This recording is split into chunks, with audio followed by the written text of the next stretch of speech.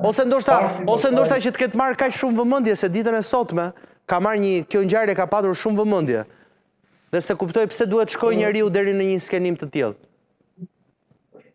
Shiko, kjo duhet parë në dy kontekste. E para po të pak kështu moralisht, njerëzisht, pa futur pjesën e ligjit, tregon se deri ku ka arritur dëshpërimi i disa njerëzve për të larguar përgjithësia dhe për të siguruar një vend pune të përhershëm në një vend të Bashkimit Evropian. Pra kjo është njëra anë. Por kjo ndoshta në rastin konkret nuk më bën shumë sens sepse familja e personit në fjalë është gjatë në një vend të Bashkimit Evropian dhe është duke punuar atje dhe nuk e di dhe nuk gjej dot arsye madhore se pse mund ta ketë bërë një veprim të tillë.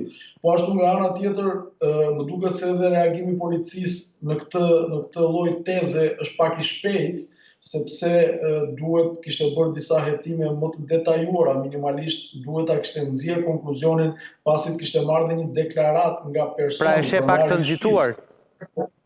Patjetër është nxituar, sepse ata kanë arrestuar vetëm një shtetas që është nipi i pronarit të shtëpisë, që me gjas ai ndoshta mund të ketë bërë një deklarim të tillë që e ka shtyr policinë që ta bëjë një deklarim zyrtar, por për mendimin tim sërish ngelet pak herët që policia të japi një version të tillë të ngjarjes, pa bërë fillimisht disa veprime procedurale, qofshin to ballafaqime apo pyetje personazh dyshuar.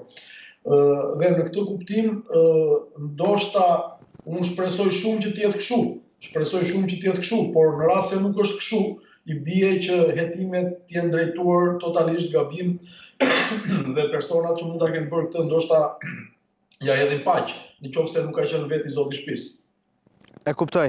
Avokat, ka që vështirë është për të marrë një azil edhe ka që ndërlikuar është procedura sa mund të shkojë, ose le të ndalemi pak te kjo pista e azilit. Përse njeriu, shkojmë tek dëshpërimi, e folëm dëshpërimin dhe është një gjë që qëndron dhe që mua më bëri përshtypje.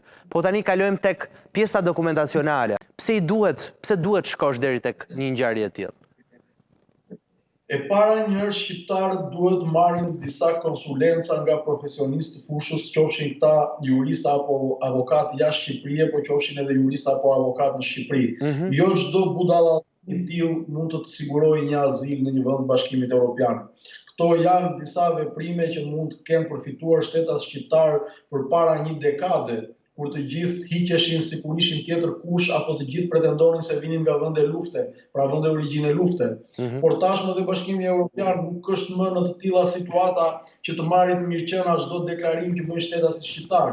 Dhe këto janë veprime të caktuara që në fund të gjës nuk ta sigurojnë azilin nga një vend i Bashkimit Evropian, sepse në momentin e parë ti mund të përfitosh vetëm duke kërkuar këtë azil. Por ke një afat 45 apo 60 ditor që duhet dorëzosh prova, duhet dorëzosh vendime gjykate, duhet dorëzosh dëshmitar, duhet dorëzosh akte notariale.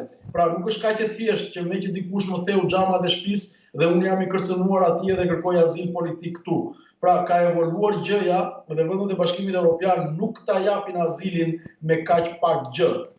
Pra të duket edhe një shpërthim në derën e shtëpisë, të duket pak gjë, avokat? Ose duket pak gjë nga ana ligjore? Absolutisht është pak gjë. Shiko, azili, shkak se të rrezikohet jeta në vendin e origjinës, kërkon një risk real dhe kërcënim konstant dhe të vazhdueshëm ndaj teje ose anëtarëve të familjes. Dhe për ta provuar këtë rrezik konstant duhet kesh vendime dënimi që A-ja, B-ja, C-ja janë dënuar sepse të kanë kërcënuar ty, sepse të kanë kanosur ty, sepse të kanë djegur shtëpinë ty. Dhe vetëm atëherë ti mund ta provosh rrezikun që ke në vendin e origjinës. Por nëse ti djeg xhamat e shtëpisë apo djeg portën e shtëpisë tënde, nuk mund ta fitosh azilin. Është pothuajse e pamundur. Por nisa të thoja diçka tjetër. Para disa vitesh ishte bërë në modë që